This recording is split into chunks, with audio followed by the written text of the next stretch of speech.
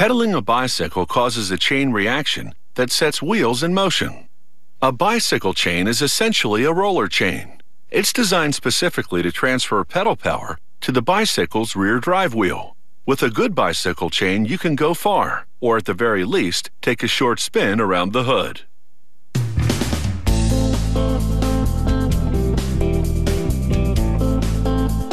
The chain is the driving force in a bicycle's transmission system.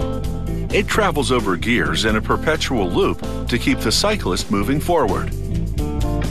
Actions like shifting gears or braking will regularly put this critical mechanism to the test.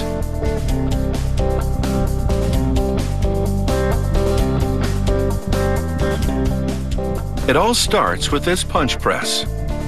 It cuts and presses steel into the shape of the chain's inner links, which looks a lot like a figure eight.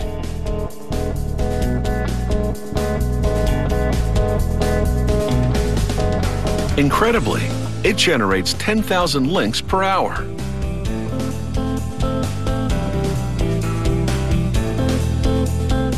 Each of these figure eight links has been made to interconnect, and their contours allow them to travel easily across the bike's gear sprockets.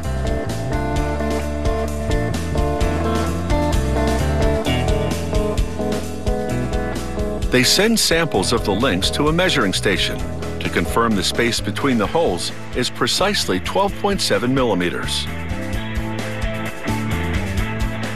The tester also gauges the diameter of the holes, which must be accurate to within a fraction of a millimeter. Then the links bake in an oven at more than 1,500 degrees Fahrenheit. The blazing heat followed by a quick cool down hardens the steel. They now shovel these inner links into a donut-shaped machine.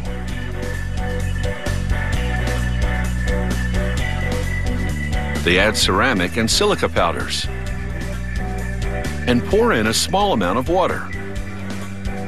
They then screw the lid on this machine. It shakes vigorously, causing the powders and water to form an abrasive paste that polishes the links. They load the polished inner links into a metal basket and shut the door. Machinery plunges the basket into a series of chemical baths to give these inner links a nickel Teflon veneer. The nickel Teflon surface will resist corrosion, and its smooth texture will allow the chain to travel easily over gear sprockets. The bike chain's outer links get a different kind of finish. Unlike the inner links, they don't travel over sprockets, so a simple nickel plating will do.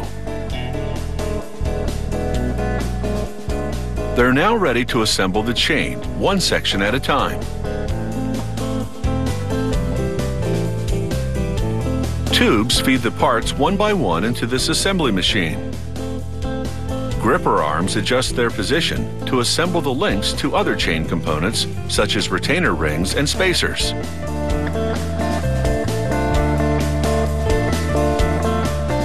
The machinery presses pins into the links' holes to secure the assembly. Then grippers move the completed section of chain down the line. It takes a whole lot of little pieces to build one short section of bicycle chain. The sections are linked together in one long chain, which now winds by an inspection station to be examined for flaws. After that, the chain takes a dip in hot oil, which lubricates the links to prevent squeakiness and wear down the road. The chain exits the lubricating station and travels by wads of absorbent material, which soaks up the excess grease. A laser tool then signals the location where the chain is to be cut, and a blade chops it at the exact spot. A standard bike chain is just over 56 inches in length. It consists of 114 inner links and 114 external ones. So it's got what it takes to go the distance.